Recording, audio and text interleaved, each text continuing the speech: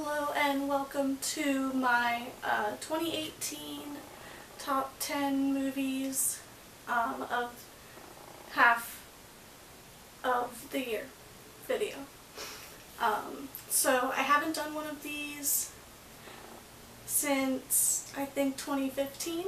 So my number 10 is The Incredibles 2. We've waited a long time for it and I thought that it was definitely worth the wait. It was enjoyable and the animation definitely improved. The voice acting was good as always, and the story was really enjoyable. And on top of the voice acting, they did a really good job with casting. It definitely wasn't what I expected it was going to be in terms of what happened with the plot and like who ended up being like the bad person, and it was good. So it's my number 10. My number 9 is Avengers Infinity War.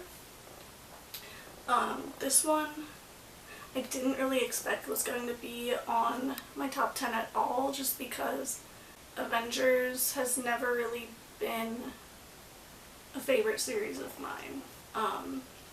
It's just that though I enjoyed the first one, I can't say that I really remember watching it. And with Age of Ultron, I actually really didn't like that one for multiple reasons, and I think I've gone over that before. But this one was just really interesting. I've heard a bunch of different opinions on it, and I actually just went to see it again today, and it frustrates me watching it because there were plenty of things that I would have done in the good people's place to prevent everything from happening that they didn't do. Just things that would have been smarter and things that they had perfect chances to do, and enemies to defeat or kill that they didn't. And then it just ended up creating more problems for them. But I say that and I think that it felt more realistic because they didn't do what they did. Obviously, a lot of people stayed true to their characters, and nothing really felt out of place. I think had they been smarter about things in certain situations, it would have felt weird and out of character and just wouldn't have made sense. And I personally really hate Thanos as a character, but I really like him as a villain because he's so dislikable. I don't think he was really relatable, and I didn't buy into what the writers tried to let happen, which was to let us sympathize with him. I didn't buy into that, just because he's a bad character. You're not supposed to trust him, and I think they did a good job of trying to make him relatable. I just didn't feel that. But all of the actions that made him try to become more easy to sympathize with, those things just made me hate him more, just because I didn't follow that. I didn't believe it. But overall, I mean, there was some really decent acting. There was really good colorizing, and there was some questionable CGI, but to be honest, I kind of expect that with Marvel movies, so I can't really complain that much about that. Because even though watching it back, most scenes definitely stick out to me, it's not something that really took me out of it the first time. So it was enjoyable, and I don't know, it just was really surprising. Like, it felt really different for a Marvel movie, but in a really good way. My number 8 was Isle of Dogs. And this movie, I've seen it 2 times and enjoyed it both times. And I mainly wanted to see it because it was Wes Anderson, and even though I really enjoyed it, and you know, it obviously was like a typical Wes Anderson film, it's not my favorite of his, like, by far, but it was enjoyable, and I can really commend like a lot of the work that went through the animation and the building of all the characters and the sets and things like that. And after it being 4 years since the Grand Budapest Hotel, like, I can really see where all of that time went. Obviously the casting was really good as always, the voice acting was really good, it had really good moments of humor, and it had a really good story. The things I didn't like about it so much was that it just had some weird dialogue in it, I guess. Just in that, like, some of the Japanese characters would, like, say things that, like, don't make sense.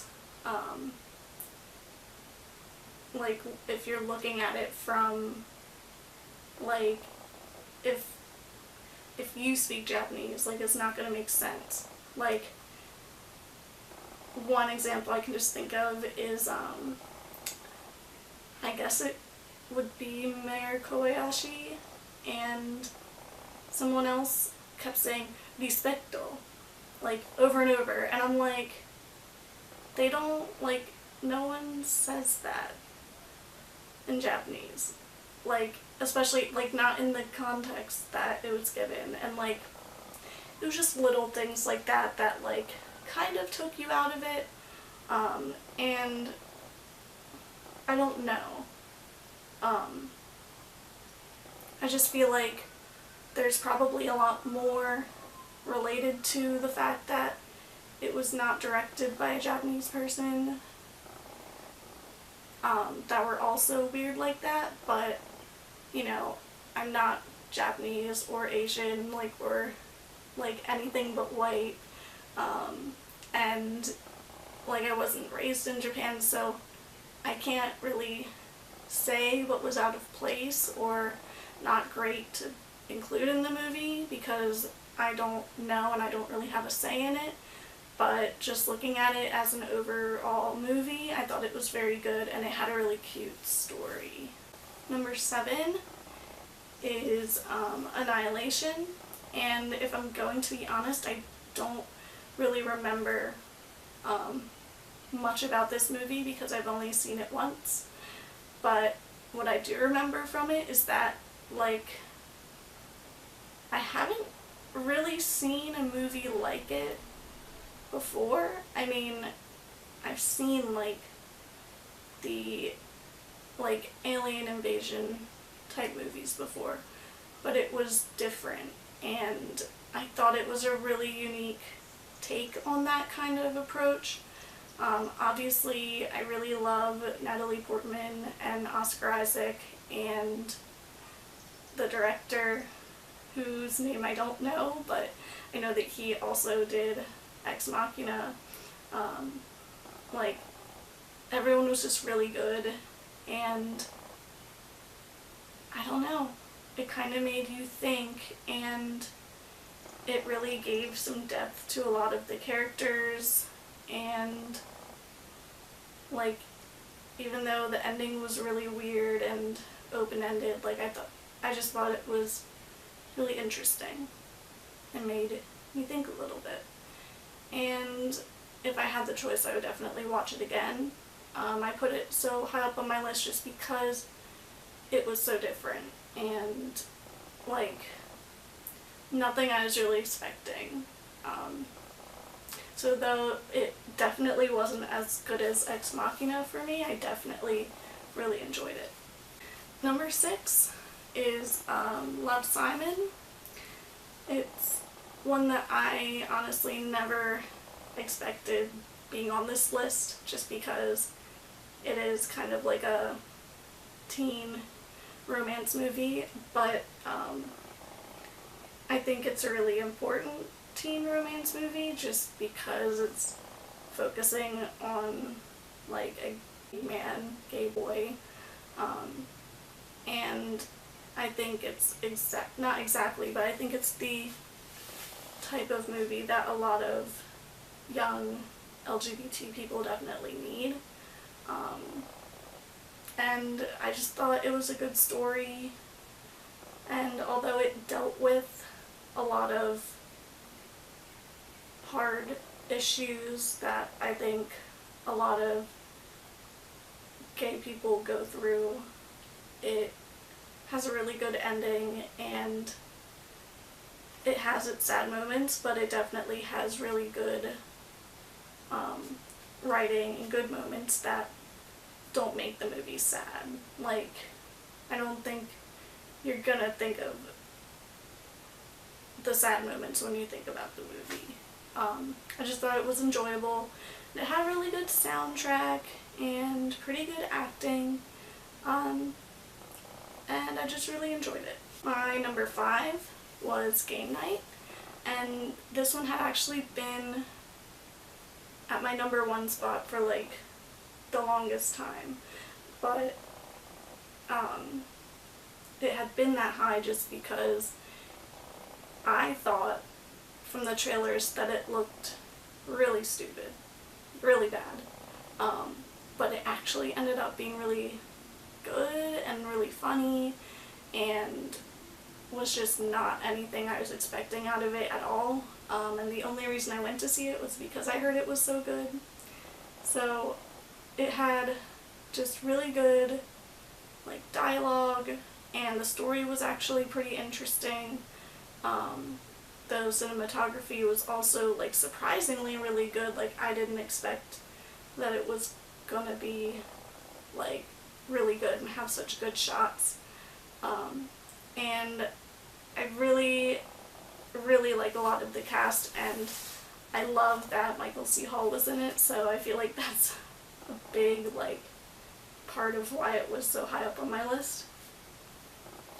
But it was really good. I actually just bought the DVD like a few days ago, so I'm pretty excited to watch it again sometime.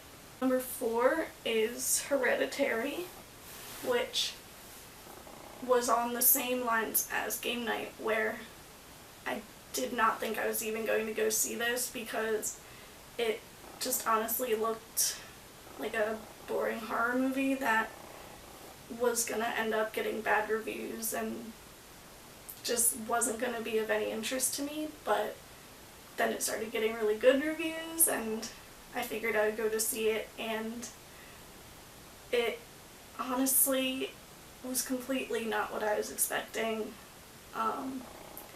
and that's in good ways and just neutral ways, just because it was very weird and I wasn't expecting the plot to go where it was going.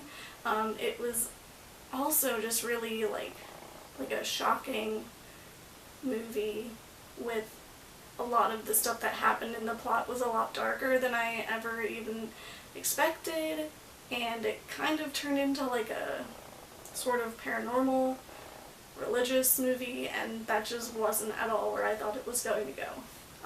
So it was enjoyable. It was different than other horror movies I've seen before, especially ones that involve like paranormal things or like ghosts. Like it was totally different, and I really enjoyed it, like a lot. I didn't know what I was getting myself into, and some of the stuff that happened, like, it just kind of left me like shocked. But I think it's a really good and interesting movie. and that's why it's at my number 4.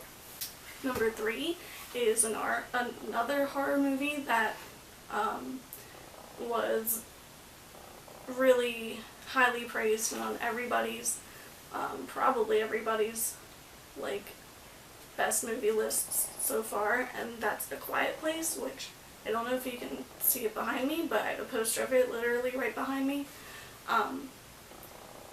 It was also nothing I've ever seen before, and especially nothing that I would have seen coming from John Krasinski, but I really enjoyed that. And obviously, like, I love Emily Blunt, I love horror movies, and it was just an interesting setting, an interesting plot, and the characters were all really interesting, and they were really smart, and just some of the stuff that they did to survive in their environment was just really good. Like, I love when people are smart in horror movies because it's just very enjoyable to watch. And I think one of the reasons I like it so much is because John Krasinski wanted an actual deaf actress to play their daughter, and so he found a deaf actress, and she did a great job and taught them a lot of their sign language, and I just think he could have gotten someone who wasn't deaf, and he could have just have gotten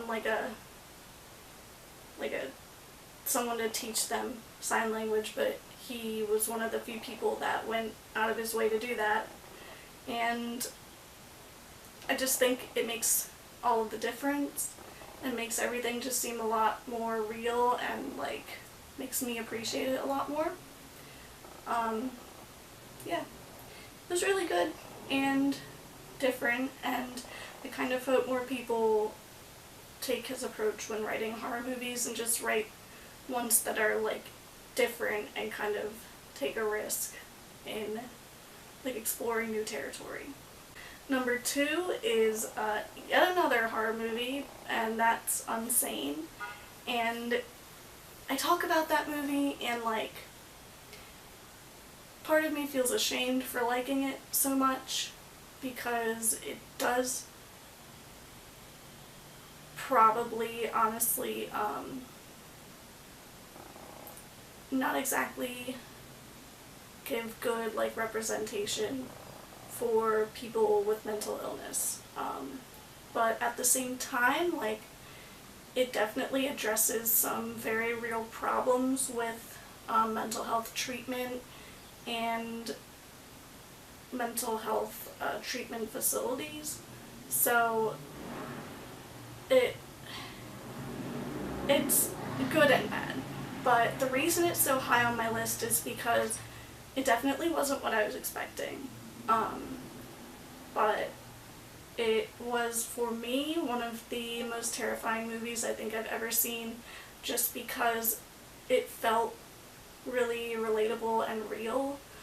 Like, it didn't feel like they were doing anything to make the movie seem unrealistically scary just for shock value. Like, everything felt like it could happen to anyone, like, in real life, because I think a lot of the stuff that happens does happen in real life. And it just kind of left me feeling really chilled and shocked, and I don't think I've ever been moved like that by a movie ever, and so it really left a lasting impression on me. And I didn't know going into it that it was shot all on an iPhone. I don't remember what kind, but I kind of think it was like a 5 or 6. Either way, I remember that the director, Steven Soderbergh, I have a poster of it right next to me, he, I believe in an interview, said that he thought that his movie would change the way that people filmed movies. And the fact that it was shot on an iPhone, like, I think it's different, and he did a really good job, though there are shots that you can tell like were shot on an iPhone, I don't think necessarily it's going to change the way people film movies, and it doesn't really affect my feelings or review of the movie. But I just wanted to share that because it is interesting, and I do think it's a shot he took and he did it really well, though I don't know if it was a risky shot. But either way, I really liked it, so he could have shot it on a normal camera. I would have liked it just as much. And number one, can't really say anything about that'll make me seem really smart. My number one movie so far is Deadpool 2, which I think anyone who knows me knows that I love Deadpool a lot. I honestly think he's my favorite superhero. And part of it's because he's pansexual, but part of it is because I think he's just a good character for the most part. And most of this is judged on what I've seen in the movies, so I don't know very much about his character from the comics. I only know very few panels I've seen of him and from his books. But this movie was really good. I think I liked it better than the first one, even though I love the first one a lot. I just think it did a lot to build on his character, and obviously mentioning that I like that he's pansexual, though I don't know how common that is, how canon that is, like in the comics. You know, it's something that's there that, you know, the writers are going to be open about, like, even though they don't really address it in the movies. Anyway, so saying that and knowing that, obviously I really liked that Negasonic Teenage Warhead had a girlfriend, and even with that I had problems with, just because I haven't really seen anything like about this like that I've actually looked into. I didn't like how little lines Yukio got. I had to think about her name even just now. I don't know, like, I don't like how few lines she got, especially since she is an Asian character, specifically like East Asian, specifically Japanese. Like, I think it plays into harmful tropes, and it's walking into harmful trope territory that I don't think it's necessary. And for a film that, like, I think at least, like, boasts itself on being, like, diverse and, like, different, I don't like the way that they treated her character as only someone who got to say, like, hi and bye, except in the extra credit scene where she has, like, one other line. But I like that that relationship was there and that it was established and, like, addressed as a relationship, and not just, here are these two girls fighting crime together and they're really close, but we're not gonna say that either of them are, like, actually gay. But overall I like that part of it.